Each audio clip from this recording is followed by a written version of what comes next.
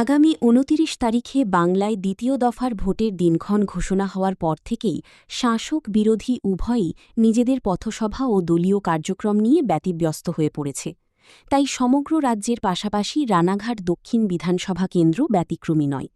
এই কেন্দ্রে একটিমাত্র নোটিফাইড এরিয়া বা পৌরসভা রয়েছে, যার নাম কুপার্স ক্যাম্প প্রজ্ঞাপিত অঞ্চল, যাকে এক নামে চেনে কুপার্স ক্যাম্প বলে সাধারণ মানুষ।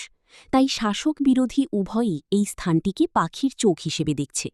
বলা বাহুল্য, বর্তমান এই নোটিফাইড এরিয়ার ভার বহন করেছেন মুখ্য প্রশাসক মাননীয় দিলীপ কুমার দাস মহাশয়।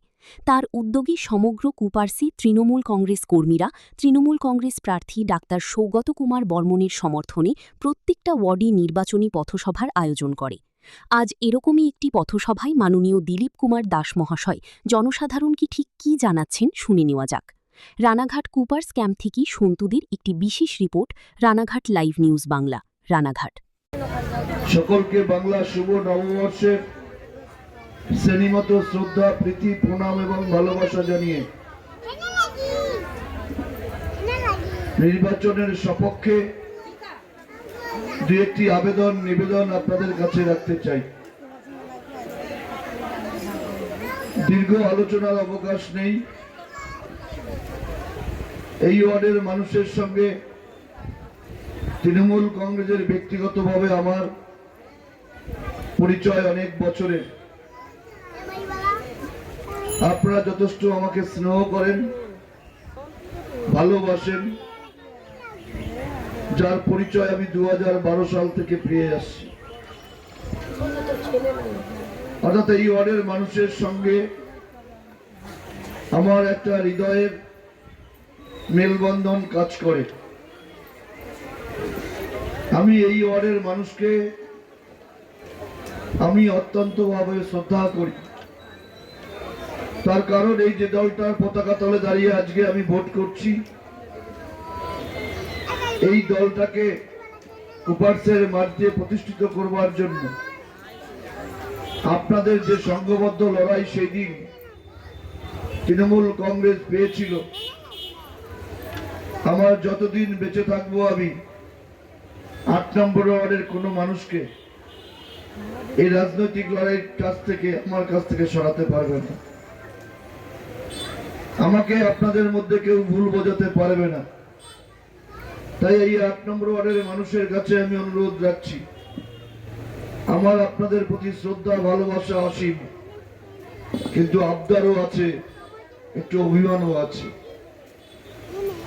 কারণ আমরা 2019 সালে এই ওয়ার্ডে হেরেছি লোকসভায়, 2021 সালে আমরা হেরেছি, 2024 সালে আবার লোকসভায় জগন্নাথ সরকার এই ওয়ার্ড থেকে জিতেছে। তাহলে আমরা কেন, আমাদের অপরাধ কি, আর কেন ওই দল জিতলো, তাদের কাছ থেকে আমরা কি পেলাম? একটু একটা দাঁড়িপাল্লা হওয়া উচিত। একটা সরকার রাজ্যে আছে, একটি সরকার কেন্দ্রে আছে।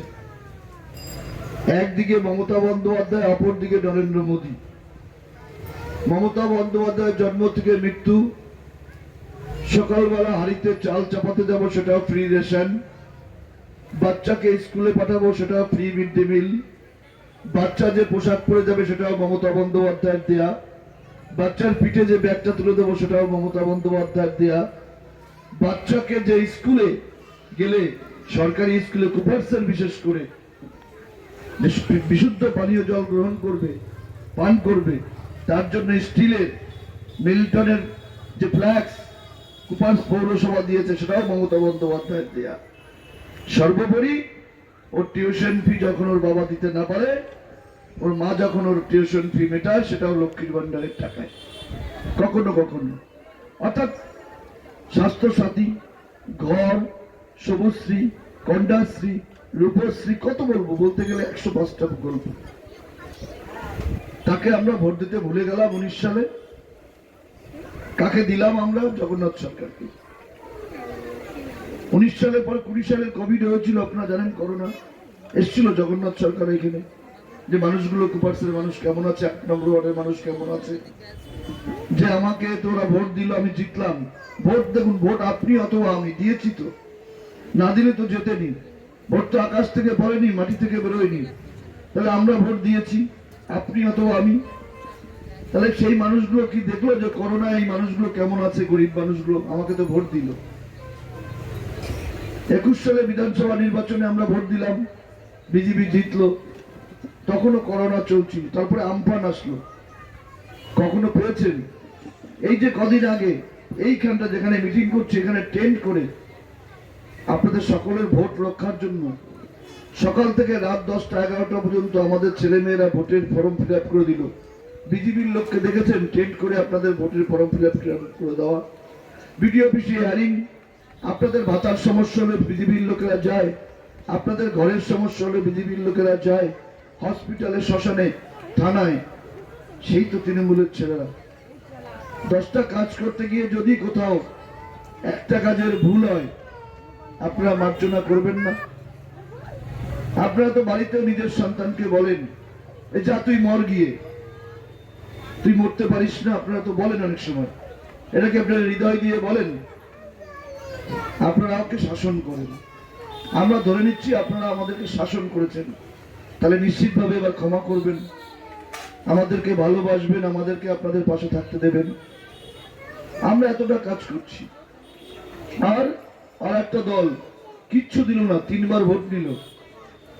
আবার কি বলছে, ভোট নিয়ে প্রধানমন্ত্রী হলো, এখন বলছে তুমি ভোটার অরিজিনাল না ডুপ্লিকেট প্রমাণ দাও।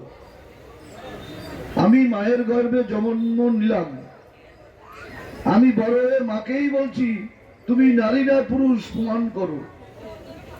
তাহলে আমি কোত্থেকে আসলাম? আমি মায়ের গর্ভে জন্ম নিয়ে আমি মাকেই প্রশ্ন করছি তুমি নারী না পুরুষ তা প্রমাণ দাও। সেরকমই হলো না? আমাদের ভোট নিয়ে প্রধানমন্ত্রী হলো, আমাদেরকে বলছে বাংলাদেশি।